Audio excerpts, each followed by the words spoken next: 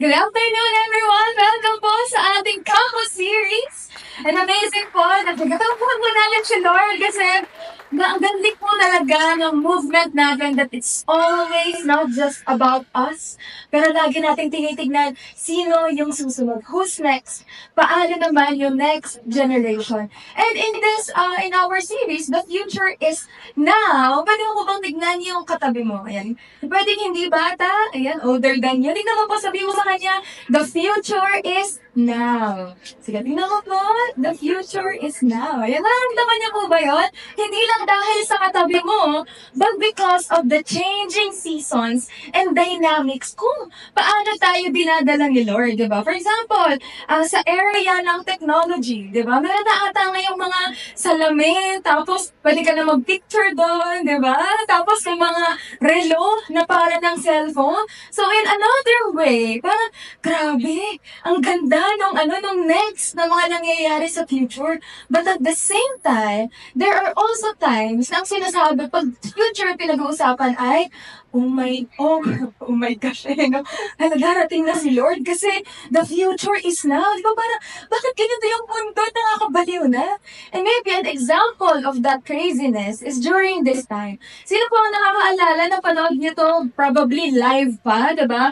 Noong 2020 po, nagkaroon ng shooting. So, pumatay si Corporal Jonel Nuesca, ayan. Kasi ang nangyari po, si Franz, may party-party po. So, alam niyo po yung boga, di ba? Yung sikat, di pa po pinagbabawal before. So, may party, nagpaputok siya. Sobrang saya niya. So, ngayon, may dumating para manghuli, nagkainitan sila, may mga tao sa paligid. Siyempre, alam niyo po ang mga Pilipino, uy, ano nangyayari dyan? Ano nangyayari? So, may mga nanonood, may mga nag-video. Tapos, hanggang sa nagkainitan, binaril ni Nuesca, si Fran, si Nanay Sonia nandoon. Tapos, ano nangyari? Because of that situation, namatay si Franz. May nag-init, okay? Tapos nagalit siya, napatay niya, hindi niya napigilan yung galit niya, na-trigger siya, and nag-end up na may namatay. Ang tanong, paano yung mga nag-video, na-post pa sa Facebook, dumami yung views, pero nasaan yung pagiging parte, yung pumigil? And because of those kinds of experiences, we feel like the future is doomed. Ano po yung tawag daw po dito is the bystander effect. Sociologists called it na kapag, ayan, merong nangyayari sa gitna, pero ang focus natin ay sarili natin. We just want to walk by, di ba? Dito ka na-experience po ba yun sa NLEX? Di ba? May mga nangyayaring may traffic, tapos titignan mo lang, minsan tisilip, paano ba nangyari? Tapos, dadaan ka lang talaga. That is called the bystander effect. And how many of you experiences it? Hindi lang kapag may sinisilip tayong mga chismis sa iba, but even in our generation now. We say, well, sometimes in the marketing side, lagi nila sinasabi, ay, yung generation ngayon, ito yan, ito yan, ito yan. Tapos, ano gagawin natin? Oo nga, yung Gen Alpha, naku, puro AI na yan, di ba? Lalabas na yung mga negative connotations. Pero pwede bang wait lang po? Kasi, bago tayo mag-judge sa mga susunod na generations, kahit na nakita na natin yung character or values nila, pwede bang pause muna tayo? Kasi baka bystander lang din tayo of those generations. If you hear that they have a tendency to be like this, are we just gonna be a standby? Manonood ka na lang din ba? O-observe ko nga kung tama yung generation na ganyan. Or are you going to take part in raising the next generation? So the next time po, na merong magsabi na wala na pag-asa yung next generation, no, wait lang. Ano bang nagawa mo? Nag-participate ka ba? Diba? Puro lang tayo tango eh. Hey, let's stop the generation wars. And the future is now. So yung katabi mo, whether bata siya, matanda siya, ano man yung different kinds of status, we're not just gonna watch and let sin, okay, do its damage on people. We are the generation, the Christian generation that will stand up for God's truth, be seen in our life. And it's actually happening when we go out and find the time to fight, actually, fight for the time for it. Sabi po ni Johnston, we must allow the Word of God to confront us, disturb our security, to undermine our complacency, and to overthrow our patterns of thought and behavior. Ulitin po natin in the Taglish mode, okay? Kailangan nating hayaan ang salita ng Diyos na harapin tayo. Guluhin ang ating seguridad. Buwagin ang ating pagiging kampante at gibain ang mga nakasanayan nating paraan ng pag-iisip at pamumuhay. Pero yung tanong dito, hahayaan mo ba ang salita ng Diyos kung hindi ka naman nagbabasa? At kung nandito, ito lang sa church, di ba? Yung parang, Lord, grabe yung word mo, salamat. So, pag-uwi sa bahay, la la la la la, ay, Sunday na, aray, ang sakit. Asaan na? Asaan dito? Paano mawawala yung mga nangyayari sa buhay natin na iniiyak at iniiyak natin kay God, pero hindi naman natin binabasa yung word ni God? How can transformation happen? This is a serious matter. Kasi kailangan natin hayaan at makita na yung mission ni God ay hindi lang masave ka. Yung mission ni God ay hindi lang para sa'yo. Kung yung sinasabi po ng worldly mindsets ngayon, di ba? It's about your peace. Sige na, i-block mo na yan. Okay lang yan. Mag-build ka ng walls. Wait lang, okay, pause muna ulit. Kailan ba sinabi sa Bible? Di ba? Narinig niyo po ba si Jesus, sinabi niya sa disciples, okay, pagod ka na, Peter, sige, mag-self-love ka lang. Okay, magpahinga ka. Deserve mo yan. Ay, naku po. Walang ganon. Di ba baka si Jesus na pag ganon? Di ba? Saan ba natin nakuha yun? Because we love ourselves so much. So I hope that the next time that we open our Bible, we're gonna make it that we find it asaan yung parte ko of being in that mission. Am I just a bystander? Well, sana hindi. Because you are not just called to watch. You are called to be a witness for the generation and the generations to come. So the next time na sabihin nila na walang pag-asa yung next generation, we can say Christians are to blame for it. Dala natin yung burden na to. So we're gonna hold each other's hand and say, kaya natin together. Bakit? Malalaman po natin as we go along. God's mission should disrupt our comfort. So ngayon pa lang po, di ba? Parang, Rosie, wait lang ha? Alam mo, gusto ko sana ma-encourage. Promise, this is an encouragement because we are talking about our identity and probably a lost identity. Kasi kung yung word ni God talaga ay totoo sa atin, may pakialam ka sa mission ni God. Kapag nagdi-discipleship Sunday tayo, kapag nandyan ka sa labas, may nakita ka, at yung spirit, di ba? Yung spirit ni God sa atin, parang, sige, tulungan mo, kausapin mo. Parang ikaw, bystander mo. Ano na nangyari, di ba? And should disrupt our comfort in life. Nakakaiyak po kasi, look, can you look around? Look around po, may empty chairs pa din tayo, di ba? There's space for people to come in.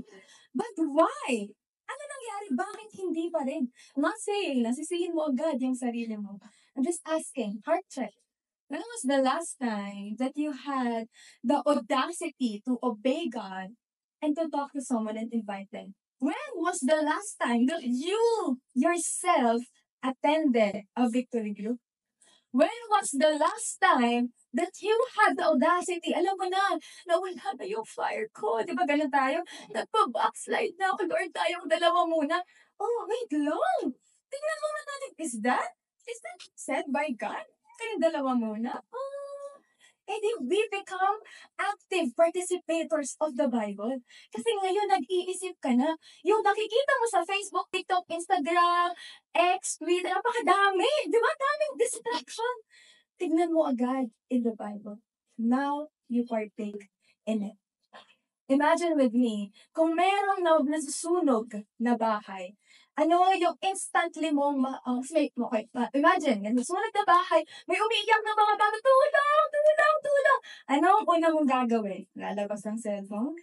Video natin ito, ay video natin ito. Kailangan na tulong. Ay, ikaw lang ba yung, ay, kawawa naman. Kaso nagmamadali ako yung, sorry, paalam ha.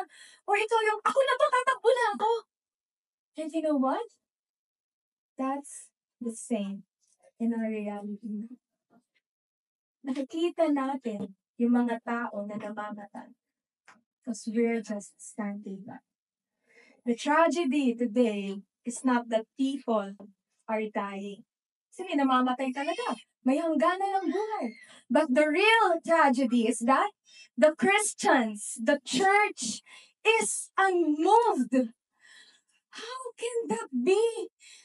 Na hindi tayo nagpa-participate in this broken world.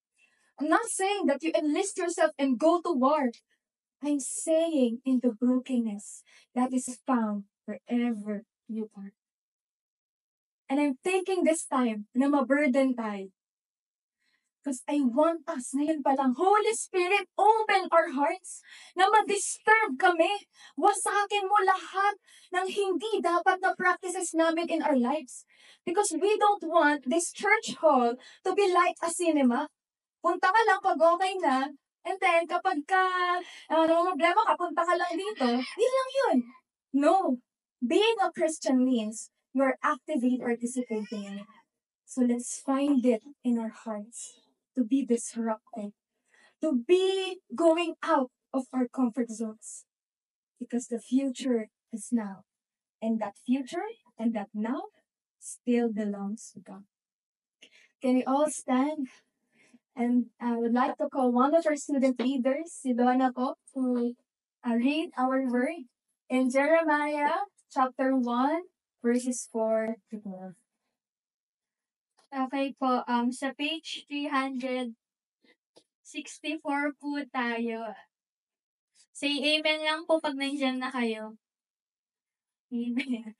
Okay po, let's read. Now the word of the Lord came to me, saying, Before I formed you in the womb, I knew you. And before you were born, I consecrated you. I appointed you a prophet to the nations. Then I said, Lord God, behold, I do not know how to speak, for I am only a youth. But the Lord said to me, Do not say, I am only a youth, for to all to whom I send you, you shall go, and whatever I command you, you shall speak. Do not be afraid of them, for I am with you to deliver you, declares the Lord. Then the Lord put out his hand and touched my mouth, and the Lord said to me, Behold, I have put my words in your mouth. See, I have set you this day over nations and over kingdoms, to pluck up and to break down, to destroy and to overthrow, to build and to plant. And the word of the Lord came to me, saying, Jeremiah, what do you see? And I said, I see an almond branch. Then the Lord said to me, You have seen well, for I am watching over my word to perform it. Lord, we bow down to your authority. Holy Spirit, be with us. Stir our hearts. Lord, we open ourselves fully. So make your way. It's not just gonna be today, but it's gonna make a lasting impact. We're gonna be true worshipers of the kingdom of God. So therefore, Lord, we plead you, move in our hearts. Allow us to be confronted, to be convicted, and to be reminded that our life is yours. In Jesus' name we pray. Amen and amen. Thank you so much, Donna, for reading our word. Nakita po natin, chapter 1 ng Jeremiah. Mapapansin niyo po, nung pinatawag siya ni God, di ba? Ano ba nangyayari? Bakit ba nagkakaroon ng mga tawagan? Okay, balikan lang po natin very quick. Ano bang nangyayari? So, yung Judah po that time, nagkakaroon ng spiritual decline. So, nagkakaroon sila ng idolatry, injustice, spiritual numbness. Merong external reform si King Josiah. Kita niyo yung word na basa niya, nag-implement siya para alisin yung mga dapat na hindi honoring kay God. Kaso lang, it's just, okay, ginagawa nila, it's not transforming their hearts. It's just external factor. And si Jeremiah po is called in a time of shallow religion and deep rebellion. So, ang bigat, di ba? Na, grabe naman to. Ganito yung aabutan niya.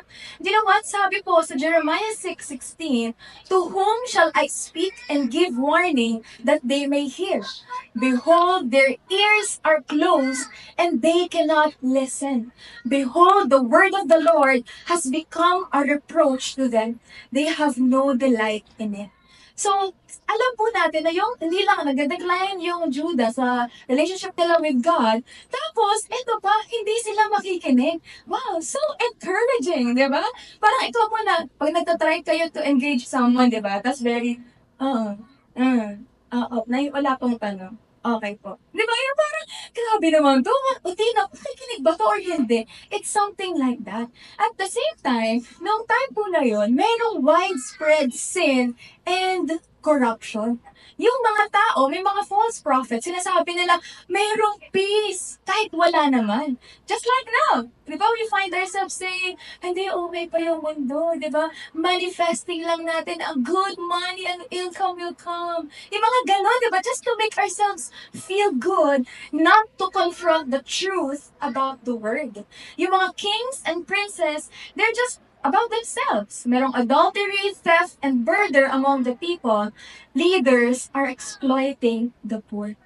And itong mga bagay po na to, it's something na very relatable kasi kita natin sa generation din natin. Future is now pa more, di ba? Very encouraging. Pero what we see in the text also is because of this, ripe for judgment, yung Judah, pero nagtatawag pa rin si Lord. Ang amazing, di ba? Pwede namang sabihin ni Lord, okay, mamatay, mamatay, mamatay. Di ba? O, nagkasala ka eh. But no, God still calls to the people for the message of the Lord to be delivered. God's call is sovereign and personal. Okay, nakita po natin sa verse 2 and 3. Sabi agad doon, the word of the Lord came to him. So, sino daw po? Si Lord. Okay? Hindi si Jeremiah, pero si Lord. It means that there is a divine authority. He commands and he leads. Si Jeremiah, okay, nagli-lead po siya, hindi dahil sinabi niya, ako na to. Pero si God in His sovereignty, because He's God, He's the ruler, He can appoint, di ba? And sinabi niya na si Jeremiah yun. So, kita natin that there is an ultimate authority dun sa pag-seal ni God sa pagiging prophet ni Jeremiah. And sinabi pa doon, I love this verse. Parang kapag may time po kayo to just sit down at namnamin, parang ito palang Lord eh. Ang dami paghihirap na gagawin ni Jeremiah, but God made sure to be so personal. Sinabi niya dito, before I formed you. And yung word na form po doon, it's like kapag nagpa-pattern making. Nakakita po ba kayo ng gano'n? Di ba yung clay? Tapos kapag may nag-fail, ulitin mo na naman. It's so intricate. You are so involved in it. Hindi lang nanonood si God, tapyasin yung tenga, yung mata. Siya mismo, di ba? So amazing. At the same time, hindi lang siya nag-form, I knew you. God is so relational. It's like saying, I choose you. Yung foreknowledge na yun that even before ipinanganak si Jeremiah, alam na ni Lord. Pinipili niya at sinasabi niya na itong anak ko na to. That's so relational of our God. He has consecrated Jeremiah. Means he has been set apart for a purpose. Diba yun? Isa yun sa mga questions po natin lagi, diba? Ano kayang purpose ko in life? Pero when we look into the Word of God, when we look into this, eto to. Lagi tayo nagtatanong ano bang purpose natin. But the first thing that comes to mind is to honor God and to make disciples. Ayun, may purpose ka na. Sino naghahanap dito kanina? Lilito? Yun lang. Focus ka lang muna doon. Wherever you are, honor God, make disciples. Bakit? At paano ka ma-encourage? Eto, He has consecrated you for that purpose wherever you are right now. And God has appointed Jeremiah for this task. Pinili siya ni God as a prophet, as a messenger of this news, kahit na ayaw makinig ng mga tao. Kita niyo po how God can be so both personal to the Israelites and also to the prophet himself. Di ba, in-establish niya yung identity. Ito ka, ito ka, ito ka. At the same time, bakit siya magde-deliver ng isang tao para lang sirain ng nation? Kasi mahal niya yung mga tao na yun. God is so sovereign. He rules over all things. And yet, He shows His love for us. Na kahit na nagkakamali tayo, nagiging unfaithful tayo, He calls people. Maybe that's your katabi around this church. He makes sure to deliver that you're gonna hear the good news because He loves you so much. These are all God initiated. Ang kailangan lang gawin ni Jeremiah ay makinig, mawasak ang puso, lumambot ang puso. Na oo nga, no? Hindi pala all about me. Lagi tayong ganun kasi, di ba? Ang focus, bakit kaya ako? Ano kayang gagawin ko? Paano kayang gagawin ko? Yun lang. Pwede bang tignan mo yung nag-send din sa'yo? Pwede bang tignan mo din yung mission that is set before you? Not just about ourselves. The first reason Jeremiah should be encouraged to take up the ministry is because yung life niya ay rooted saan? Unshakable, sovereign purpose of God. And it's the same for all of us. Why should you be encouraged to live tomorrow? Pumasok sa work sa campus tomorrow? Because your life is rooted in the unshakable, sovereign purposes of God. So yes, mag-soak in tayo. Lord, salamat you for me. You knew me. You consecrated me. You're sending me out. God wants us to be encouraged that this is the God who's created us is unshakable. And tayo din, we feel like, hindi naman ako prophet, Ruth, hindi ako full-time. But, lahat tayo na kay Christ na. We surrendered our life to Christ. Therefore, our lives are not just us. Good. Ano po to? Baka yung iba, ngayon lang nalaman, ay, hindi na pala for me. Diba? It's for God. Therefore, we're gonna live our life, not just for us, but for our God and His mission. Kaso lang may problema. Man's weakness is exposed, but God's authority is greater. Anong reply ito ni Jeremiah after na makapag heartfelt, okay? Na pagbuo sa kanya ng identity ni God. Nasabi niya, Lord God, behold, I do not know how to speak, for I am only a youth. Diba? Tama naman. Sabi niya, bata siya. Kaso lang, yung facts na to, hinahanapan ni Jeremiah na naging all about me again. Jeremiah's issue, yung status and yung skills niya. Hindi ko kaya. Lord, bata pa ako. For us, pati yun. Lord, masyado na akong matanda. Lord, masyado akong busy. Lord, tignan mo yung schedule ng work ko, oh.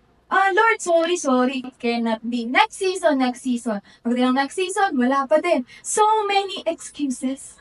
Why should we look na ito yung mga excuses na to? Ito yung papatulan natin. Di ba nga, Christ is in you? Di ba Christ is in us? And our lives is for Him? Bakit nauuna yung work, campus, our own convenience? Kung hindi pala kaya ng schedule, di tanggalin. Kung hindi pala kaya, di ilaban. Magsabi ng yes. The Spirit is in us. When we move in faith, we actually feel the Holy Spirit moving. Yung simplicity ng life, ay grabe. Life-changing. sobrang ang dami na nating inag. Ang daming dapat kailangan. Ang dami dapat skills. Ang sabi lang naman ni Lord, pumunta ka doon. I'm going to be with you. It's the same thing with us. Kaya ang sabi ni Lord sa kanya, kung saan kita isa-send, doon ka pupunta. Kung anong sinabi ko sa'yo, yun yung sasabihin mo. This is a non-negotiable obedience. Authority comes from the sender. Because God, sovereign, ruler above everything, unshakable, siya yung nagsabi, the only thing that we're gonna do is to obey. God's authority overrules man's inadequacy. Dami nating excuses. Ano sabi ni Lord? I'm the sovereign God. I rule over you. You gave your life to me. Ano man yung mga inadequacies natin, God's authority overrules it. Lahat po ng mga tao, tayo dito, ginawa ni God na may plans for Him, right? But have you ever wondered how many God-ordained lives have been cut short? Paano nawala, Rosie, yung God-ordained na purposes ni God? Eto na nga po, kasi sacrifice at the altar of convenience, of personal freedom.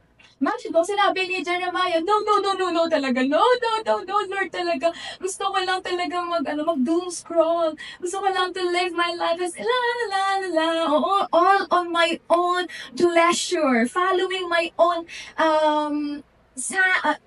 following my own will lang talaga.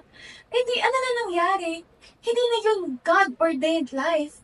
Ano na? Man-centered pleasure and life. Ilang buhay ang nasira dahil tayo sinusunod natin what's good for us.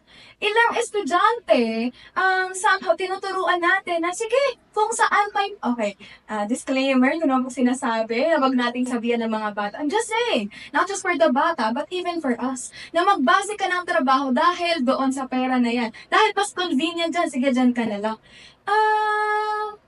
Pause for a moment. Read the scripture. Ask the wisdom of the Lord. That's what comes first. May Diyos tayo. May Diyos tayo na pwedeng tanungan. So wag ka lang mag-make ng own decisions mo. Because the King of Kings is actually wanting a relationship with you. Tayo yung hindi pumapayag sa Kanya. And God addresses the real issue. Hindi naman talaga yung qualifications, but yung fear ni Jeremiah. Anong answer niya? Natatakot ka? I am with you to deliver you. God's presence. Imagine yung sinasend out ka, natatakot nga ako eh, diba? Pero dahil sumama si Lord sa iyo, ka na, sama na. Di ba parang biglang, ay, kasama ko pala si Lord, edit ko! Sana ganun din tayo. The moment that God says, I am with you, ay, grabe. Sana natutunan tayo. Sana yung puso natin, alam niyo, yung lumalambot, yung dating matigas, but because of God's presence, God's empowerment, God's identity in us, we can easily say yes. Obedience begins when excuses die or when excuses are surrendered. Ang sarap mag-surrender at mamatay na napakahabang listahan. Ano lang yung sabi ni Lord sa atin? I'm gonna go with you. Ang problema, hindi tayo nagtatrust sa Kanya. Bakit? Walang relationship with God. So let's build a proper relationship so that when God says something, ang daling magtiwala. Diba? Kasi kilala natin yung Diyos natin at may relationship tayo sa Kanya. And this is it. Pupunta na tayo na nag-commission na si God. Ano ba yung word and yung work na hinahanap niya? Or sinasend niya si Jeremiah. Sabi niya, we are being commissioned for a kingdom that cannot be shaken. Alright? There's an unshakable God. There's an unshakable kingdom where everyone is invited to join. Ano ba yung isang nakapag-encourage kay Jeremiah? In verse 9, it says here, behold, I have put my words in your mouth. Grabe yun. Yung kailangan na lang talaga sa'yo ay mag-step out ka. Kasi si God na yung magsasabi, di ba? Si God na din yung kasama mo.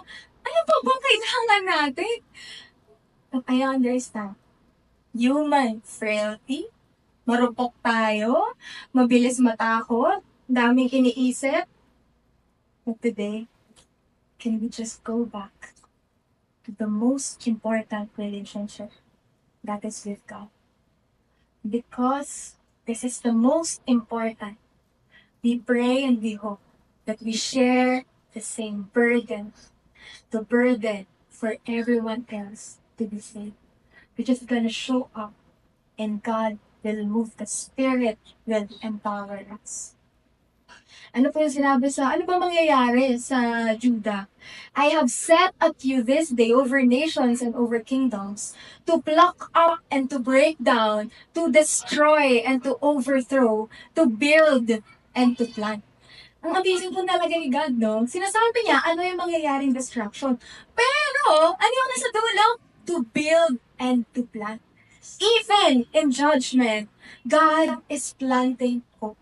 Yung word na binibigay niya sa atin, hindi lang siya destruction. Di ba? Hindi lang siya, okay, alam mo ba kapag finala mo, mamamatay ka to yourself, period. Di naman ganun yung gospel, di ba? No, it always ends in redemption. It always ends in comfort. Imagine mo po, take with me the most authoritative figure that you can think of. Yung medyo close sa'yo, na yung boss mo na, o gawin mo to. Tapos, boss, yung walang pakialam sa'yo. Think of that person. Imagine, ganun si Lord. Much, much, much more. Sovereign, ruler of all. Pwede siyang ganun lang. Gawin mo to. Bakit? Pwedeng masungit siya. But God always thinks of us. Ano kaya? Paano ko well, probably hindi ganun yung boses ni God, diba? But He feels, He knows what we need to be encouraged about this call. Kasi alam niya na mahirap. Kaya ine-encourage niya rin tayo.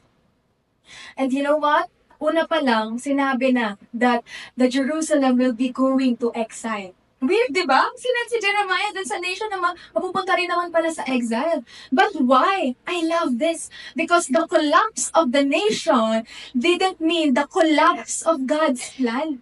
Kahit na, di ba punta sila sa exile, but still, the unshakable God, unshakable kingdom, hindi sila nakinig, that's their loss. We still are taking part in this. And in Jeremiah 1 verse 12, ito po yung time na nakita na, okay, na-fulfill na yung word ni God. Bakit isasampa si Jeremiah kung may distraction naman pala talaga? Because God is watching to fulfill. He sends His word and His messenger and even yung presence niya. What are we sure of? The judgment will come, but God stands in fire with His faithful ones. Kung sino yung sasagot dun sa mga sinend ni God, tara dito! Mangyayari yung judgment, di go! Pero para doon sa mga nagbabalik loob sa Kanya, God is welcoming them. Amazing thing that we are invited to that. Na yes, nagkakagulo yung buong mundo. And we know, every one of us knows, right? That there will be judgment. Pero sino dito yung pagkarinig ng, ayaw naman di po natin ng ganun, di ba? Natakot ka lang, kaya ka nag-follow kay God. But, it's amazing how we don't fear it. It's amazing how we continue in sin. And yet this reminds us, ultimately, God's loving hands upon His people. To be so patient and loving, to understand, to wait then. Kasi pwedeng wala ng Jeremiah, pwedeng walang Pastor Ray, Pastor Louie, Pastor Eric to be sent here to encourage us, to remind us. Kasi dungog na tayo lahat eh. Wala naman pala tayong pag-asa eh. He still calls people because He loves the world that we hated so much. You know what? Our God, still calls. Before we worship together again, I want us to be reminded and check our hearts. Lord, nagtatawag ka pa rin pala, no? I was just a bystander. But now, maybe we can reconsider. Actually, di nga reconsider. We are. God is demanding a response from us. Itong sinabi niya po sa atin, diba? Balikan natin. Nangyari na to, right? Agree, nangyari na to. Pero pagdating ng time ni Jesus Christ, the cross, Jesus Christ died on the cross. We can see it also in this way. Sorry. Pwede naman na instead of locking us up like we deserve, He placed His own Son on the cross to break down and to destroy. Instead of destroying us right now, He gave His Son, Jesus, to be destroyed by the hands of wicked men. Instead of overthrowing us in rebellion, in hell, in judgment immediately, He overthrew His Son under His wrath. When Jesus Christ came into the picture, everything changed. Si Jeremiah, di ba, parang tawag nga sa kanya, weeping prophet. Eh, paano ba namang di ka maiyak, di ka pinapakinggan? Doon pa yung mundo. But we see here hope. All of these things happened, and yet it did not fully break the people of God because of the blood of Jesus Christ. He gave us to build and to plant. When God promised to build us up, to give us a new heart and a new covenant, He was promising to tear down His only beloved Son. What is the cost of us being a bystander? It cost the life of Jesus Christ. You and I are living in the sacrifice made by Jesus. How many of us are just taking it for granted? How many of us are just putting it for convenience? Ay, ako follower ako. Ay, receive ko yung blessings ni God kasi follower ako ni Jesus. Just for us. Sacrifice at the altar of convenience, own self-pleasure. But we are called for more. Jesus Christ did that so He could make us new. So He could rebuild, replant, and redeem rebellious people. Jesus Christ took down all of those burdens for us to be saved again. But even though Jesus has already won, the world is still in rebellion. The same sin, the same blindness, the same hard hearts. In fact, we can admit that to ourselves. Tayo yan. Same sin, same rebellion, same blindness, same hard hearts. It's so hard. So now, we're gonna make a decision and we're gonna stand on it. Are you just going to continue negotiating with God? Lord, wag muna to. Lord, bakit ako? Ito pa excuses ko. Wait lang. Let's stand on a decision. Lord, I'm gonna stand as a true Christian, a true worshiper. Or okay, sige, mag-decide ka po to rebel. Okay lang, pwede na po joke lang. Joke lang po. I'm just saying, bakit ka nandito if you're just gonna rebel? I'm just saying, if you just want the good parts, maybe the world can give it. That's not what Jesus wants for you as a Christian. We have to take it in as everything. All or nothing. Are you gonna say yes to the mission? Or are you gonna rebel to God? Then, ano kung sabi kanina? The problem today is not just that the world is dying. It's that the church is unwilling. You're more offended by discomfort than by sin. Walang internet, walang maulan, maputik mahirap kumanap ng oras. Valid. Pwede, mahirap talaga. Doesn't mean na magsastop ka na to take part in the mission. Just because it's discomfort. At sana si Jesus Christ, sinabi niya, ang sakit ang back. Oh my gosh. Gumanon siya, diba? But hindi. The picture of Jesus Christ dying on the cross calls for all humanity to be also in discomfort. Even if we experience discomfort, still gonna say yes. Bakit? Babalik tayo sa identity na binigay sa atin ni God. He formed us. He knew us. He consecrated us. He saved us from the eternal doom. So now we're gonna make a stand. Sabi po ni Jesus, as the Father has sent me, so I am sending you. Can you tell that sa katabi niyo po? You are sent. Okay, sabihin mo naman sa sarili mo ngayon with all conviction, I am sent. Sinabi niyo po I am sent. I hope, kahit mabigat, it's worth it to do the mission for God. Why? Because if we truly love Jesus, yung heart natin, mas nagiging kagaya ng puso ni Jesus. Ano ba yung puso ni Jesus? Ayun, makita lahat ng brokenness. Ayun, makita yung kasalanan. But not giving up on people. Not a bystander, but someone who died on the cross for us to be saved. Tignan po natin yung bahay. Kung may nakikita tayong sunog, we're not just gonna stand by. We're just gonna make it live on any social media platforms. We're not meant for that. You were not saved to be saved. You were called to stand in the gap, to be the one who runs into the burning building, to be the voice that breaks the silence, to carry a message that will either save souls or cost you everything. You are not meant to just sit there, relax, chill mode, next week ulit, be encouraged. You are meant to be saved.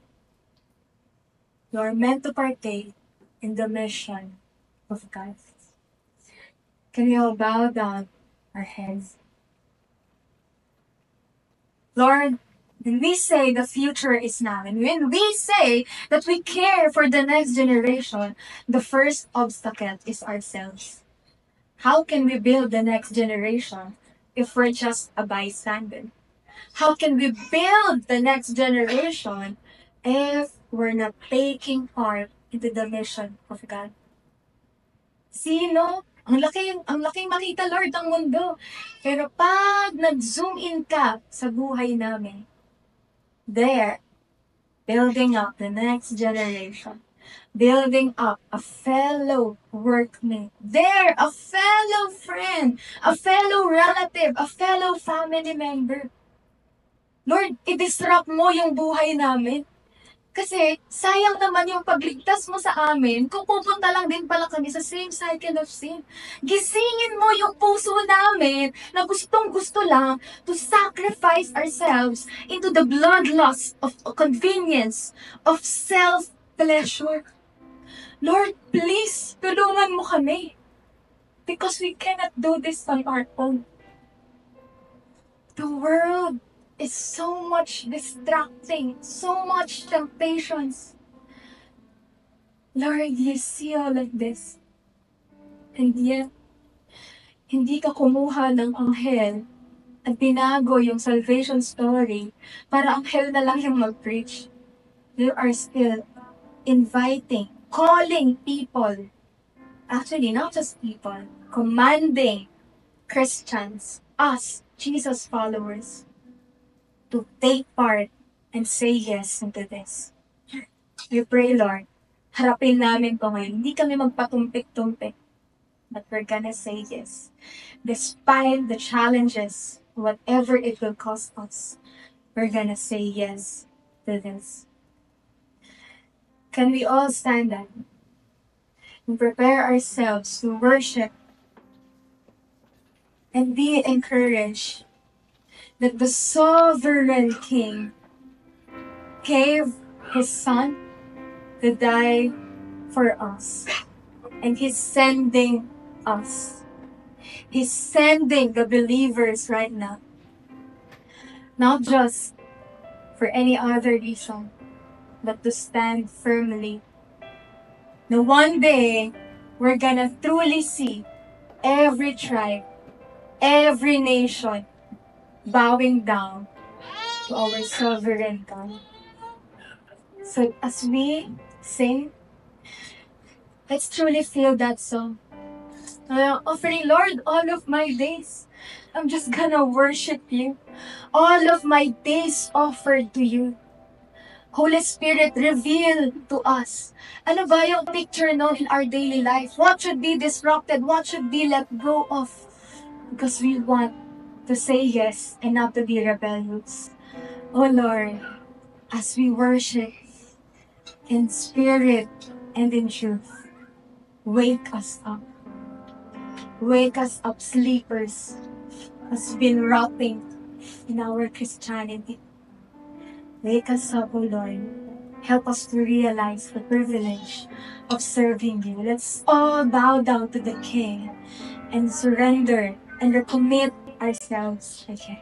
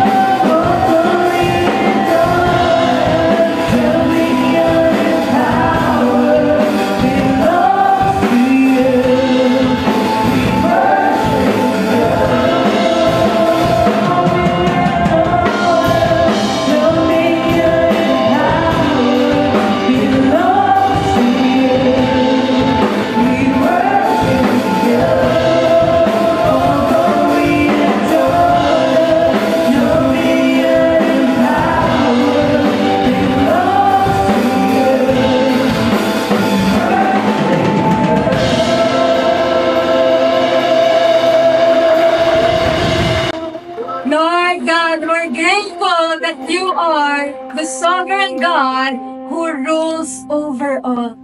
That even in the midst of our darkness and evil ways and the cycle of sin and rebellion in our lives, you continue to await our yes. So we're gonna use this time to do just that. This isn't just about the next generation. This is about the current generation building up the next. Lord, this is your followers, beloved people of God, is courageously gonna say yes, though our hearts are filled with so many different kinds of things, distractions. Thank you to the Spirit that renews. Thank you to the Word that convicts. Thank you to Jesus that reminds us that we are saved generation. Lord, we bow down to you that the current generation can continue and preserve and continuously share the gospel, raising up the next generation. And Lord, we pray that the next generation will be protected, oh God. That Lord, yung testimony na hawak nila, kung paano kanila nakikilala ngayon, they will continue to delight in you, to be so in love with you. And we're excited to see next generations coming that are all surrendered to you. Because of one generation that has fully believed, humbled themselves, it will be passed on, oh Lord. We're excited for that, oh God. Thank you for your word. In Jesus' name we pray. Amen and amen.